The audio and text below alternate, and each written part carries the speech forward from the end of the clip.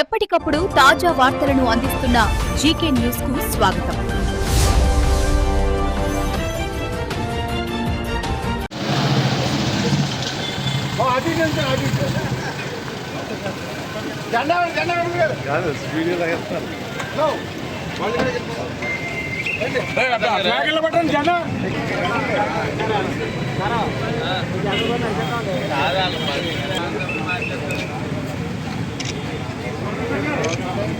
బాగారు కొద్దికండి మూర్తనే మూర్తనే మూర్తనే మూర్తనే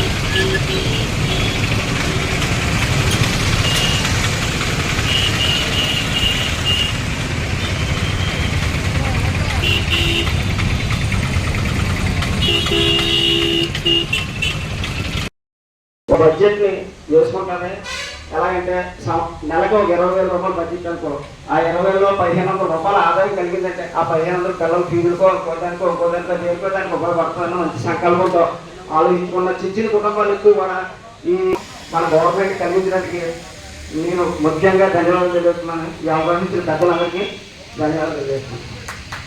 thank you Rambabu గారు. రాష్ట్ర Telugu Desam party కార్యదర్శి యువకులు ఉత్సాహవంతులు ఎస్ఎస్ అప్పన్నది గారిని వారు ప్రెజెంటేషన్ ఇవ్వాల్సిందిగా కోరుతున్నాం.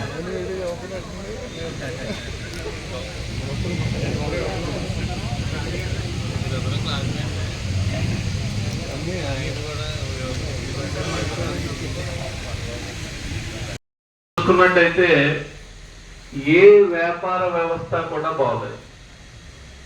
ఏది బాగున్నా సరే ఈ సమాజం అన్నది సైక్లింగ్. ఒకటి బాగుంటే ఒకదాన్ని అటాచ్ చేసుకుని అందరూ బాగుంటారు.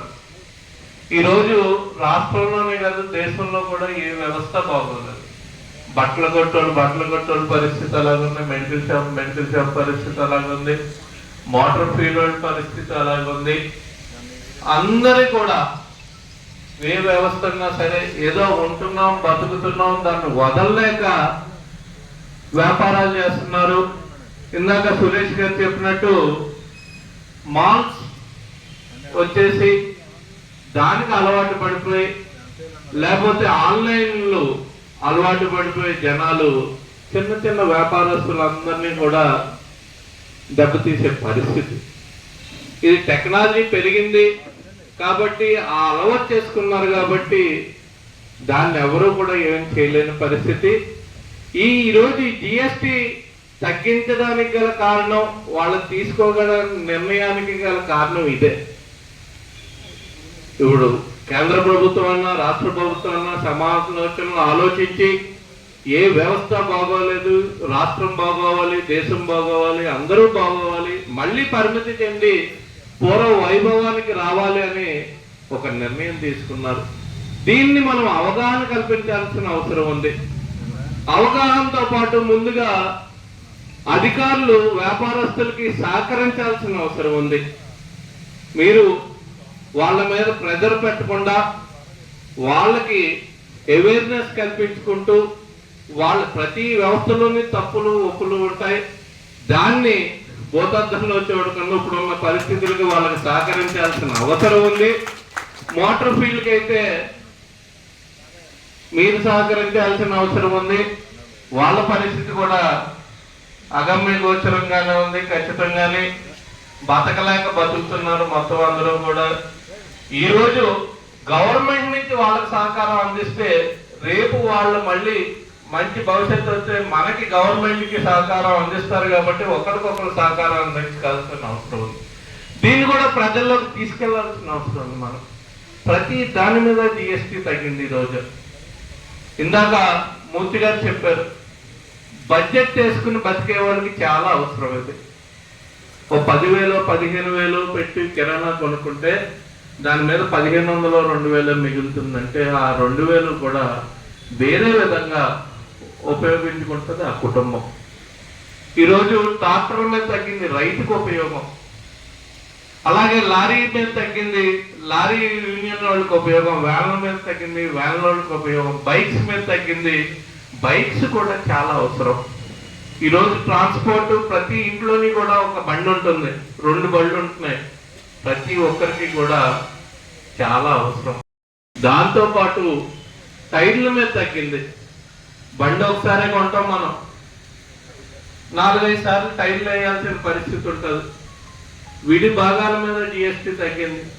ఇవన్నీ కూడా తగ్గించారు అంటే మన మీద వాత్సల్యంతో, మన మీద ప్రేమతోటి, మేమందరూ బాగుండాలనే ఉద్దేశంతో గవర్నమెంట్ తీసుకున్న నిర్ణయం కాబట్టి ఇక్కడ వినేసిపోకుండా 10 మందికి కూడా అవగాహన కల్పించి మీరు అందరికీ కూడా ఇది ఈ విధంగా కలుగుతుంది, తీసుకున్న నిర్ణయాన్ని అభినందించక తప్పదు కాబట్టి అందరూ కూడా అభినందించాల్సిన అవసరం ఉందని తెలియజేసుకుంటూ మీ అందరి దగ్గర సెలవు తీసుకున్నాను. Thank you.